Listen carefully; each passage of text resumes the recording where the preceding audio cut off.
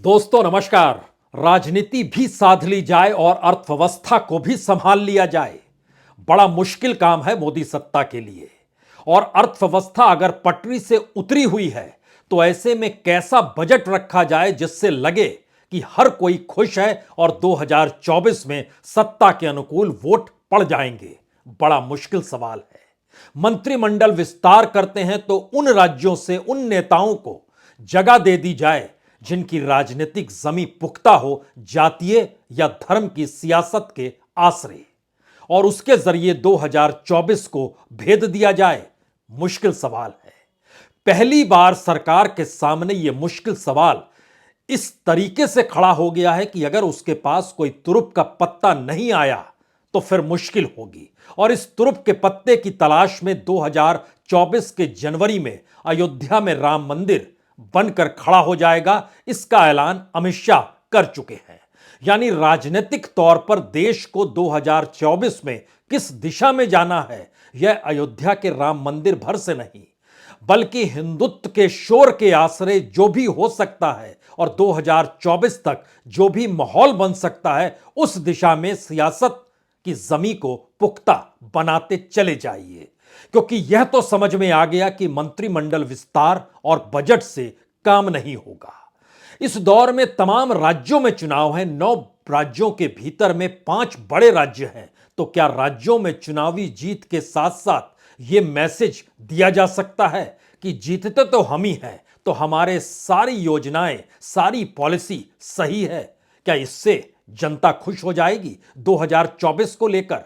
मुश्किल सवाल है। और यह मुश्किल सवाल इसलिए है क्योंकि 2024 में प्रधानमंत्री नरेंद्र मोदी की सत्ता का एसिड टेस्ट होना है जनता के कटघरे में।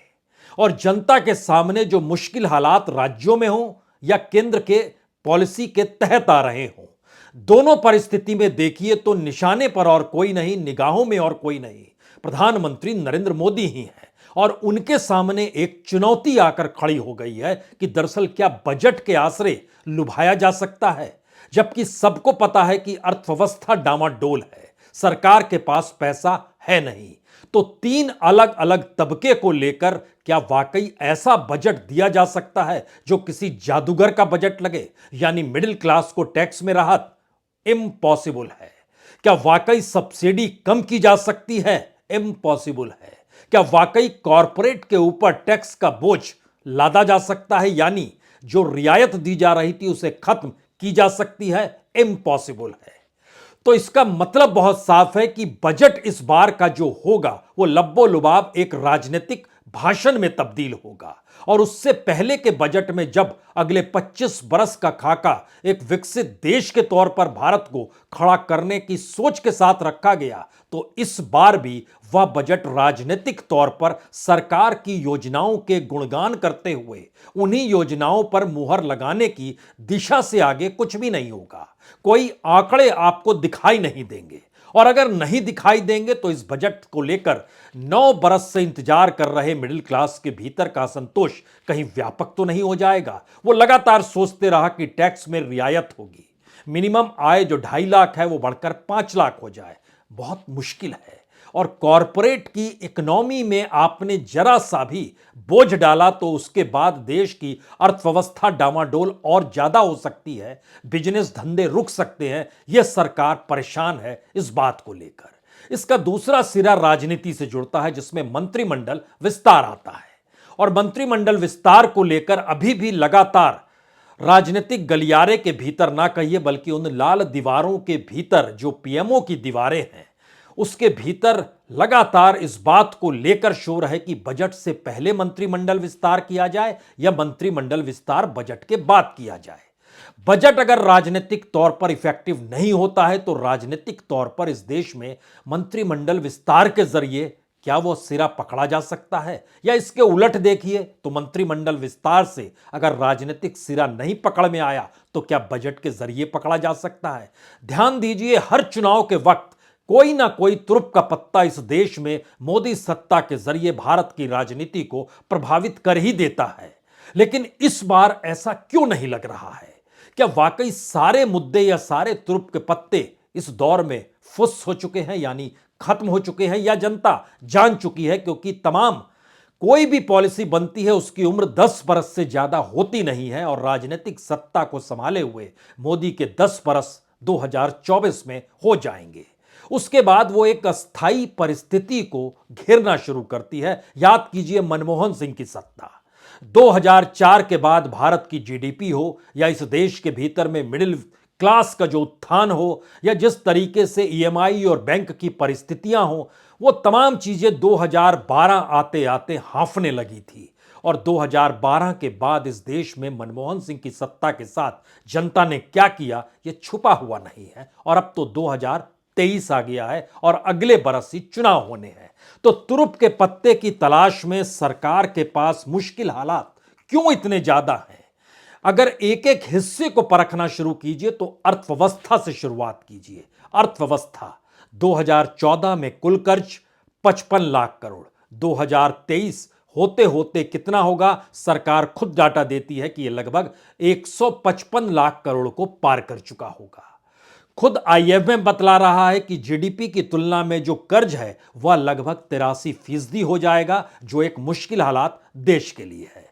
दूसरी परिस्थिति में निकल कर आइएगा, जब आप मोटी मोटी रकमों को देखना शुरू कीजिएगा तो आपके जहन में एक सवाल यह भी आएगा कि मार्च 2022 में $140 प्रति बैरल अंतर्राष्ट्रीय बाजार में क्रूड ऑयल था और आज की तारीख में वो 140 से घटते घटते 80-81 पर आ चुका है। लेकिन तेल की कीमत कम क्यों नहीं होती है? और हरदीप पुरी जो कैबिनेट मिनिस्टर हैं, तेल मंत्री हैं, वह भी कहते हैं कि अगर आपका घाटा पूरा हो गया हो, जो सरकार की अलग अलग कंपनियां हैं, उसमें इंडियन ऑयल है, भारत पेट्रोलियम है, हिंदुस्तान पेट्रोलियम है, वो आग्रह करते हैं, तो इसका मतलब है कि सरकार समझ रही है कि दरअसल इकोनॉमी इसलिए संभली हुई है या उसको कुछ राहत इसलिए है क्योंकि जो फायदा हो रहा है तेल से वो फायदा रुकना नहीं चाहिए और वो यकीनी तौर पे बहुत बड़ी रकम है। आपकी कल्पना के परे की रकम है। इंडियन ऑयल ने अपना पूरा घाटा 2400 करोड़ का बताया, जो 2022 के महीने में बताया था। अगर ध्यान दीजिए तो तेल कंपनियों का पूरा घाटा आएगा लगभग 21,201 करोड़ का। उसको लेकर आईसीसीआई सिक्योरिटीज ने एक रिपोर्ट जारी की और कहा कि जो आपका 21,000 करोड़ का इंडियन ऑयल, भारत पेट्रोलियम और हिंदुस्तान पेट्रोलियम का जो घाटा था वो आपने दिसंबर 2022 तक पूरा कर लिया। तो जनता के भीतर से अब आवाज आ रही है अब तो तेल की कीमत कम कर दीजिए, अंतर्राष्ट्रीय बाजार में भी कम है, लेकिन इकोनॉमी डावाडोल है, लेकिन बजट को रखना है, लेकिन सब्सिडी कम नहीं कर सकते हैं। जो सब्सिडी खाद तक में दुगनी हो चली है, 2,40,000 करोड़ तक की स्थिति में 2023 में सरकार सब्सिडी देनी ही होगी, अन्यथा स्थिति और नाजुक हो जाएगी। इस तरीके से सरकार कहां से पैसा बचाए, कहां डाले, उससे पहले यह समझिए अगर अंतर्राष्ट्रीय बाजार की यह स्थिति है तो सेंटर की एक्साइज ड्यूटी से जो कमाई हुई 2014 से 2022 के मार्च तक 20,36,000 करोड़ राज्यों ने कमाए, केंद्र सरकार ने कमाए और राज्यों ने 14,92,000 करोड़ कमाए। यानी दोनों जोड़ दीजिएगा तो इस देश के भीतर में excise duty, VAT, sales tax, इससे लगभग 35 लाख करोड़ की कमाई इन 8-9 सालों में हुई है सरकार और राज्य सरकार की, यानी केंद्र और राज्य सरकार की। इसमें भी एक लकीर हम और खींचते हैं, जब आप इकोनॉमी को समझ रहे हैं तो कोविड के बाद जो तेल से केंद्र सरकार की कमाई थी, यानी 2021 और 2022 में आप लीजिए, 2020 में तो कोविड मान लीजिए, 21 और 22 सिर्फ 2 बरस में केंद्र सरकार ने कमाया लगभग 7.5 लाख करोड़ एक्साइज ड्यूटी से, जनता दे रही है पैसा, और इस राज्यों ने कमाया लगभग 4.5 लाख करोड़। दोनों जोड़ दीजिएगा तो 12 लाख करोड़ से ज्यादा महज 2 बरस में कमाए हैं, क्योंकि इकोनॉमी डोल रही है और आपको बजट रखना है। इसी दौर में याद कीजिए कि युद्ध की वजह से सरकार को फायदा, क्योंकि तेल हम लाने लगे रशिया से जो 30% कम कीमत पर दे रहा था और यह रफ्तार इतनी ज्यादा थी, खास तौर से सितंबर, अक्टूबर, नवंबर, दिसंबर। आप कल्पना कर रहे हैं कि 2,62,00,000 बैरल 2022 के सितंबर के महीने में सरकार लेकर आई और दिसंबर तक आते आते ये 3,68,90,000 बैरल हो गया। बढ़ते बढ़ते दुनिया के किसी भी देश से जो तेल हम लोग लेते हैं उसमें रशिया नंबर 1 पर, क्योंकि 30% की राहत मिल रही है। अगर ये राहत नहीं मिली होती, अगर युद्ध ना हुआ होता, अगर भारत की इकोनॉमी इसी दिशा में होती तो स्थितियां और नाजुक होती। इसीलिए मुश्किल में भी सरकार कैसे उपाय खोजती है, यह सरकार की विदेश नीति के जरिए भी समझा जा सकता है। लेकिन उसके आगे का सवाल अपने देश के भीतर का है, और अपने भीतर का सवाल है कि हमारे यहां जो बैंकों की हालत इस दौर में खस्ता होती चली गई, जिसका असर अब आपको बजट में भी दिखाई देगा। कोई भी पूछता है ये डिफॉल्टर होते कितने हैं, जो पैसा लेकर नहीं लौटाते। इनकी तादाद इस देश में 1% नहीं, 0.1% नहीं, 0.00001% होती है। क्योंकि सरकार ने जो पार्लियामेंट में बताया 2022 जून तक, उसमें बताया कि डिफॉल्टर्स की तादाद सिर्फ 12,439 है। आप कल्पना कर रहे हैं, इस देश के भीतर बैंकों के ऊपर जो माफी दी गई 11 लाख करोड़ के लगभग, जो बुक से हटा दिया गया, जो डेब्ट था, जो विलफुल डिफॉल्टर थे, उनको किताब से हटाने के लिए सरकार जो राहत और रियायत देती है, वह अगर 11 लाख करोड़ यहां था, तो इसी दौर में आप जो बोझ जनता पर पड़ रहा है, वह बोझ तेल के जरिए, वह भी लगभग 16 लाख करोड़ का है इसी दौर का। यह कौन सी परिस्थिति है, कौन सी इकोनॉमी है, नहीं संभल पा रही है। तो क्या जनता के ऊपर बढ़ते हुए बोझ को जनता 2024 में आंखें मूंद लेगी, या वाकई मोदी सत्ता को कोई तुरुप का पत्ता चाहिए? यकीनी तौर पर कोई तुरुप का पत्ता चाहिए, क्योंकि मुश्किल हालात में अर्थव्यवस्था नहीं संभलेगी तो जनता के भीतर आक्रोश होगा, गुस्सा होगा। वह यह नहीं देखेगी किसे जिताना है, वो ये देखेगी किसे हराना है। और शायद मोदी सत्ता के हाथ पांव इसीलिए फूले हुए हैं, क्योंकि जो बैड लोन की भी स्थिति जो 11,17,000 करोड़ का जो निकल कर आया, उसमें पब्लिक सेक्टर बैंक के ऊपर ही लगभग सबसे ज्यादा है। 9 लाख करोड़ से ज्यादा सिर्फ पब्लिक सेक्टर बैंक के ऊपर। तो इसीलिए बैंकों के प्रोसेस को अगर आप समझना शुरू करेंगे तो 3-4 बातों से समझ लीजिए। इस दौर में बैंकों का जो कर्ज लेना, उधार देना, इस पूरी प्रक्रिया में 2009 के बाद से एक स्टैग्नेंसी आ गई है। उसमें अगर आप ध्यान दीजिएगा तो जितना पैसा लिया जा रहा है और जितना पैसा जमा हो रहा है, उसमें जो उधारी है वो 50 से 53% जीडीपी के अनुकूल लगभग 2009 में थी, और डिपॉजिट लगभग 67 से 70%। यही स्थिति अभी भी है, एक स्टैग्नेंसी आ गई है। दूसरा, इंडस्ट्री भारत की इस दौर में बैठ गई, मैन्युफैक्चरिंग सेक्टर बैठ गया। और इसका सबसे बड़ा प्रमाण यह है कि बैंक जो लोन देते हैं, वह लोन, कल्पना कर रहे हैं, इंडस्ट्री से ज्यादा रिटेल सेक्टर को दिया जा रहा है। यानी जो इंडस्ट्री इस देश में रोजगार पैदा करती, अपने प्रोडक्ट के जरिए अंतर्राष्ट्रीय बाजार में धाक जमाती, हम एक्सपोर्ट कर पाते, सारी चीजें रुक गई। तो कैसा बजट होगा और कैसी राहत होगी इस देश की इकोनॉमी को लेकर? नहीं राहत होगी। उसका आंकड़ा देखिए, आरबीआई का आंकड़ा बतलाता है कि जो इंडस्ट्रियल लोन था 2013 में, यानी मोदी सत्ता जब सत्ता में नहीं आई थी, उस वक्त लगभग 22.4% जो जीडीपी के मुकाबले लोन दिया जा रहा था इंडस्ट्री का, वो था 22.4%। आज की तारीख में वह घटते घटते 12.5% हो गया।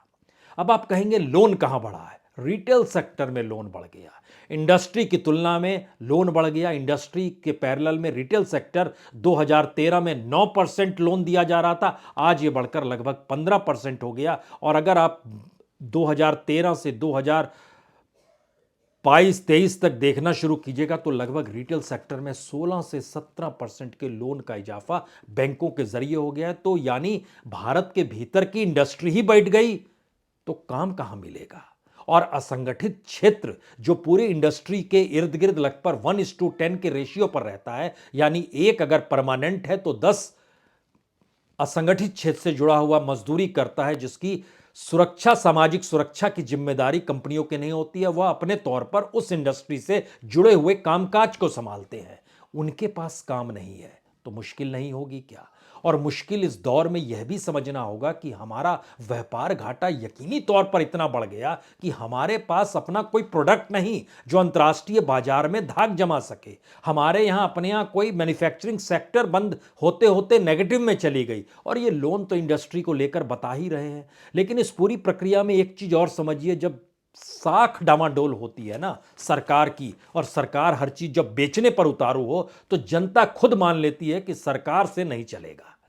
सरकार ने प्राइवेटाइजेशन की सोची, लोगों ने बैंकों को लेकर प्राइवेटाइजेशन की दिशा में हाथ बढ़ा दिए। हमारा पूरा मिडिल क्लास और अपर मिडिल क्लास जो है, आप कल्पना कीजिए कि 2010 में जो पब्लिक सेक्टर था उसके पास लगभग लोन देने की जो पूरी की पूरी रकम जो 75% उसके पास थी, जो डिपॉजिट था लगभग 74% उसके पास था।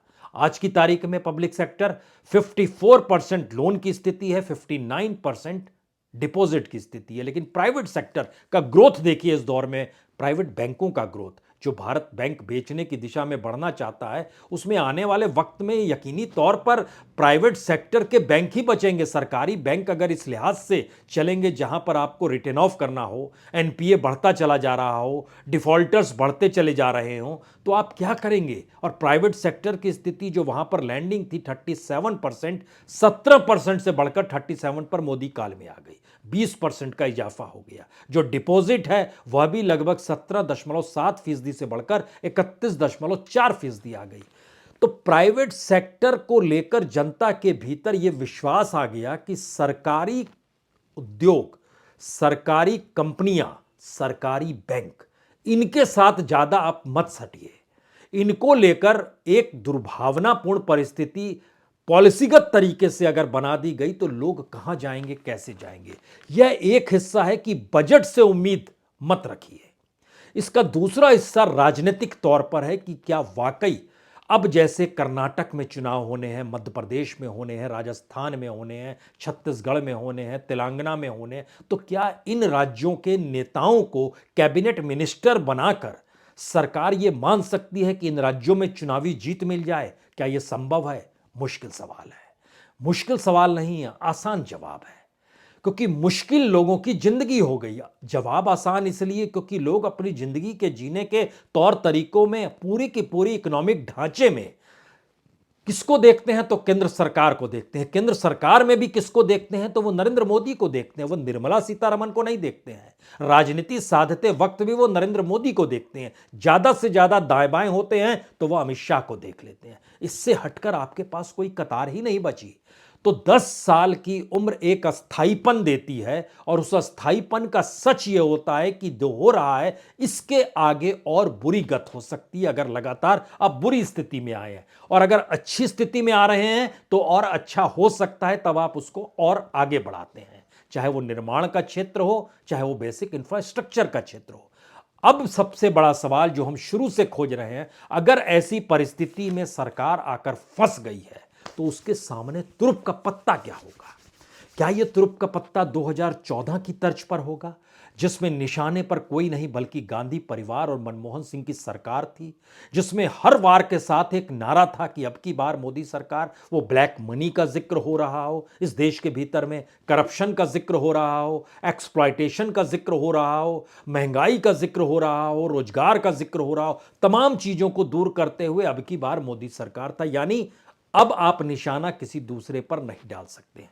एक तुरुप का पत्ता गायब हो गया। दूसरा तुरुप का पत्ता 2019 में था, जो अलग अलग माध्यमों से अलग अलग जिक्र किया जाता है, लेकिन हम उन माध्यमों पे नहीं जाते हैं जो राजनीतिक दल कह रहे हैं, बल्कि सरकार अपने प्रोग्राम्स को लगातार बता रही थी, अपनी योजनाओं को बतला रही थी, और बता रही थी कि देखिए हमने कैसे डिजिटल भारत कर दिया, हमने कैसे मेक इन इंडिया कर दिया, हम कैसे आत्मनिर्भर होंगे, अंतर्राष्ट्रीय तौर पर कितनी बड़ी पूंजी भारत में निवेश करने लगातार आ रही है, हमारे शेयर बाजार के उछाल को समझिए, हमारे देश के भीतर में हर चीज की परिपूर्णता कैसे है, और सब्सिडाइज रेट पर हम सबको कैसे पूर्ति कर रहे हैं। और इन सब में जनधन ने कमाल का काम किया, जहां डायरेक्ट बैंक ट्रांसफर करने की स्थिति थी, और राजीव गांधी के दौर के नारा नहीं है कि 15 पैसे पहुंचेंगे या 5 पैसे, अब तो सारे पैसे पहुंचेंगे। लेकिन जो पहुंच रहा है, अगर संकट उससे भी गहराया और गरीब कल्याण योजना और उसके बाद खाद्यान्न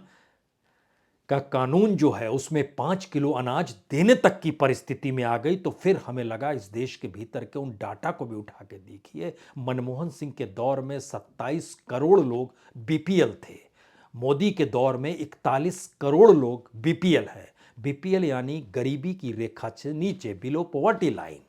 इतनी बड़ी तादाद में जो बेसिक इंफ्रास्ट्रक्चर इस देश में हेल्थ और एजुकेशन का है, वह परसेंटेज जो है एक झटके में घट के 40 लोगों को अगर सुविधा मिल पाती थी, वो घटते घटते लगभग 28 लोगों पर आ गया। अगर हर परिप्रेक्ष्य में देखना शुरू करें, बैंक जो लोन दे रहे थे, उस लोन देने की तादाद में वो एजुकेशन लोन हो या कोई भी लोन हो, उसमें बढ़ोतरी होती चली गई और ना लौटाने वालों की तादाद बढ़ती चली गई।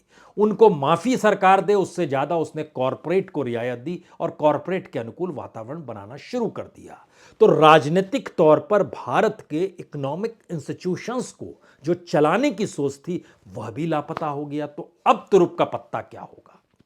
इस तुरुप के पत्ते में हो सकता है आप हिंदुत्व का शोर सुने, हो सकता है इस देश के भीतर वाकई आपको अयोध्या मंदिर और इन सब से पहले जो बाबाओं का हुजूम है, उसके जरिए एक परिकल्पना आपके जहन में आ रही हो, हाँ ये वोट बैंक नया क्रिएट कर सकता है और इसमें तमाम इंस्टीट्यूशन लगे हुए हैं, मीडिया लगा हुआ है, सब कुछ क्या ये क्रिएट कर सकता है? दरअसल लोग इससे भी हर चुनाव के वक्त में आजी जा चुके हैं। हालांकि आज की तारीख में उत्तर प्रदेश में आप 80-20 नहीं सुनते होंगे, लेकिन चुनाव के वक्त को याद कीजिए, खुले तौर पर नगाड़े पीटे जा रहे थे। तो इसका मतलब है एक तुरुप का पत्ता मोदी सत्ता को चाहिए, और जो मौजूदा वक्त में चुनावी जीत है, बजट है, मंत्रिमंडल विस्तार है, इससे काम नहीं चलेगा। और इसीलिए सत्ता की सांसें अभी फूली हुई हैं, वो रास्ता उसके सामने नहीं है। तो क्या ऐसे में ऐसी परिस्थितियां आएंगी जहां आपको देखना पड़ेगा चीन और पाकिस्तान का जिक्र जो लगातार होता है और राष्ट्रीय सुरक्षा से चीजें जुड़ेंगी, उससे हो या नहीं हो, लेकिन एक नई परिस्थिति भारत के भीतर आकर खड़ी हो रही है कि क्या चुनावों के वक्त कोई तुरुप का पत्ता अगर राजनीतिक सत्ता उछाल देती है और उसके साथ वो पूरा मीडिया लग जाता है कि दरअसल यही वो सच है, यही सब कुछ है, तो 10 साल के बाद वो काम करेगा या नहीं करेगा, असल परीक्षा इसी बात की होनी है। लेकिन तुरुप का पत्ता अभी मिला नहीं है, तो उस पर बात कैसे होगी? लेकिन तुरुप के पत्ते मिलने भर से सियासत जीती जा सकती है, यह सवाल इसलिए 2024 में मुश्किल है क्योंकि एक नैरेटिव इस देश के भीतर में पदयात्रा से बना है, एक नैरेटिव इस देश में लोगों की मुश्किल हालातों से बड़ा है, एक नैरेटिव इस देश में इंस्टीट्यूशंस और मीडिया की भूमिका से भी बना है, जिसमें लोग अपने आप को अलग थलग पा रहे हैं और उन्हें महसूस हो रहा है कि दरअसल यह परिस्थितियां किस दिशा में जाएंगी। सवाल यह नहीं विकल्प कौन, सवाल यह है मौजूदा वक्त में बदलाव कैसा। यही वो सवाल है जो सरकार के दरवाजे और चौखट पर लगातार दस्तक दे रहा है। बहुत बहुत शुक्रिया, बहुत बहुत शुक्रिया।